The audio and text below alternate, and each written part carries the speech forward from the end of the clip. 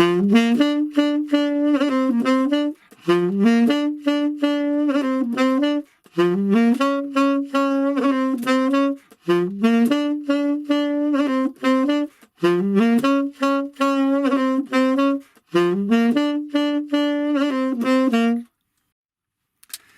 hello and welcome to the fourth episode of my Vintage Tenorsaxophone guide. My name is David Milzow. I'm a professional saxophonist, teacher and educator from Hannover, Germany. Today I'd like to introduce you my Conn New Wonder Series 1, serial number 134,000 and something.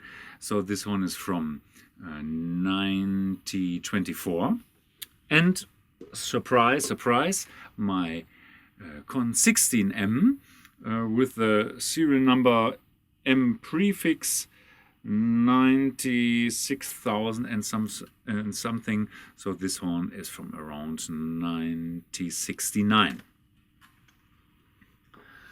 The New Wonder here, by the way, a real lacquered instrument with just rivet pads. This instrument here got some very typical features for this model. Low B flat split bell keys here, an E flat resonance tone hole here, an extra G sharp key for the right hand here, and rolled tone holes. You can hear me. You just hear me playing "Jumpin' with Symphony Sid" in the intro of this clip. This song is very popular and composed and played by the great Lester Press Young. And Lester Young is for sure here also a very important topic here in this clip, because Press played a very similar horn to this with a very similar serial number. Just in general, the sound of a horn, of this horn here, is especially dark, straight, fancy-free, if you like, but also with the lyrical quality in a sense. And for sure, it's one of the strongest and fullest and loudest saxophone sounds you ever get from an instrument of the saxophone history. The sound here is very even. Also the sound color, what I mean, is very even, very clear through all registers from the bottom to the top. It's very free-blowing, and it got a very uncomplicated and very user-friendly intonation. For the big depth of this tenor and for the more clear sound, I'd like to give you an example with the tune again written and played by Lester Young, Blue Lester. Have fun.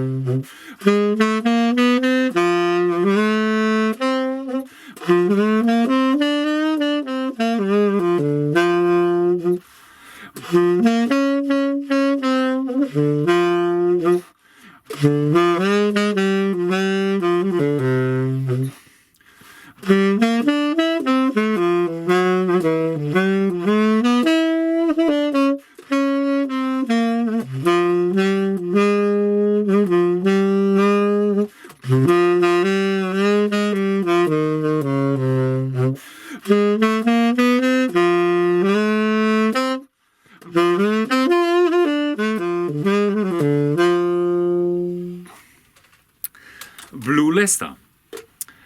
I would describe the sound not as complex in a sense, or in comparison with a King or a Selmer saxophone. I think the strength of this instrument here is its power and the rhythmic presence you can create with it. So I think it's really not a wonder that Lester Young has developed and established his unique swinging rhythmic approach and his general style on an instrument like this. Just another example for his up-tempo swing playing with his ad-lib blues. Just a few choruses. Hope you enjoy.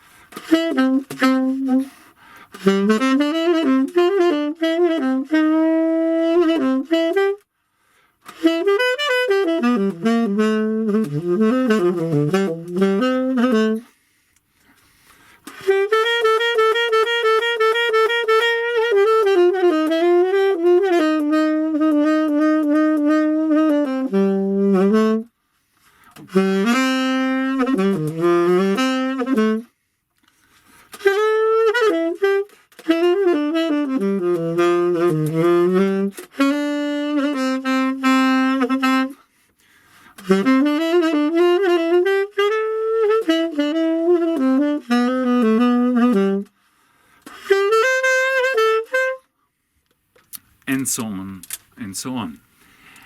One of Lester Young contemporaries back in the day was Chewberry, and Chewberry had a kind of how can I say, the approach to Lester Young's style.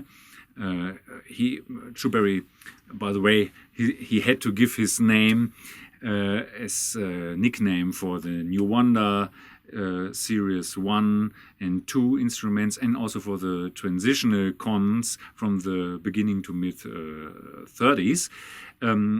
Chewberry had is quite on the opposite corner in comparison to Lester Young. He got a very heavy, deep voice, a wide vibrato, all in all very expressive, where Lester Young was much more light and, let's say, elegant maybe in a way.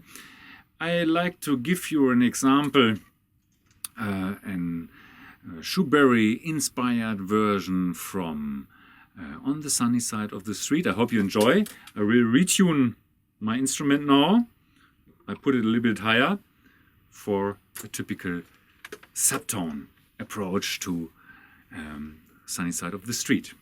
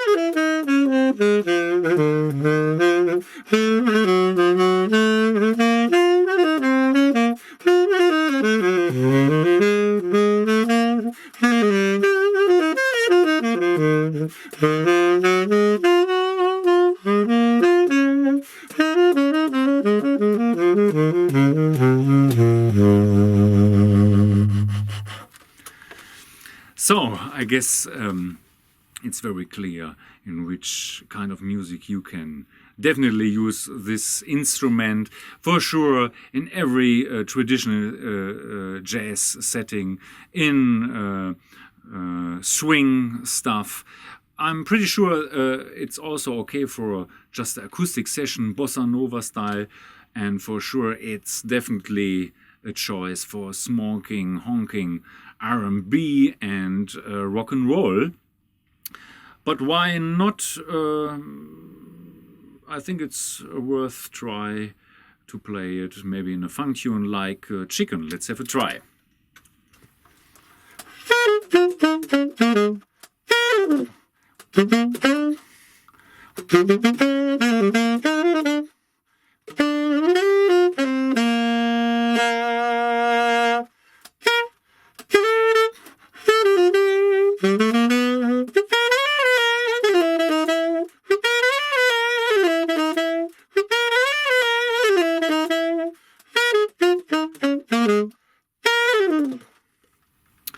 The New Wonder Series 1, an instrument almost 100 years old. Now I'd like to introduce you my Conn 16M, also called the Shooting Star. I take my mouthpiece here. The Conn 16M is not considered to be a prof horn, but I like to show you how great and how good it works.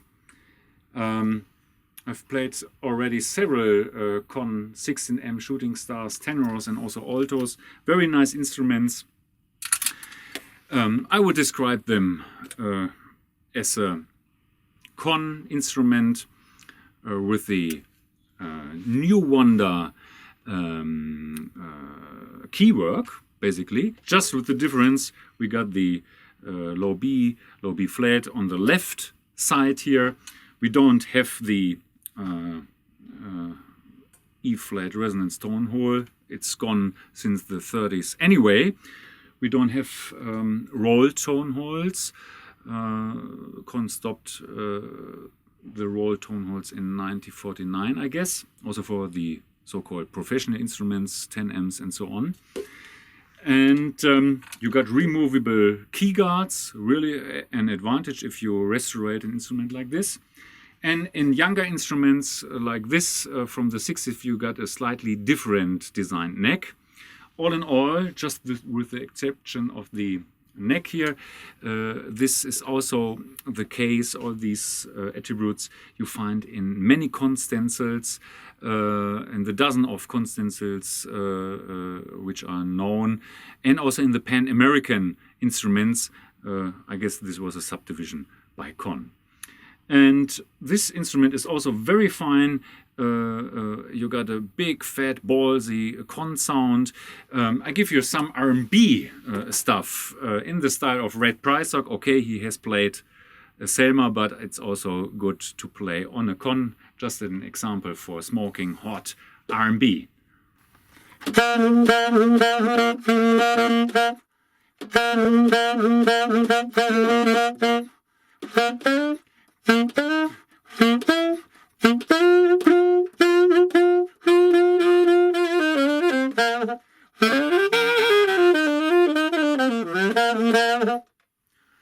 Hand clapping inspired Red Prysock tune.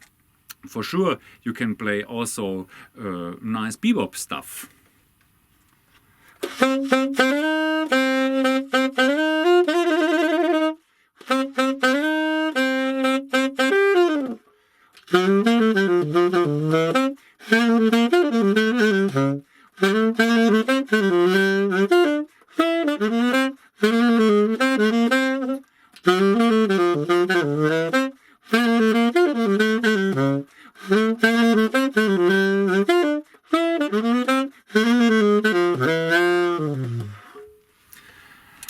So, and back to the topic, I give you later a short example on this instrument with the more lyrical, soft sound inspired by Lester Young. So far, this was it for today from my side. I hope you enjoyed this clip so far. Please subscribe if you like my YouTube channel. And stay in contact if you like to have some online lessons via Skype or Facebook. Contact informations you will see soon at the end of this clip. So far, thank you for your interest. I hope you enjoyed it. Let's stay in touch. I hope you see you again, and stay healthy and have fun with your saxophone.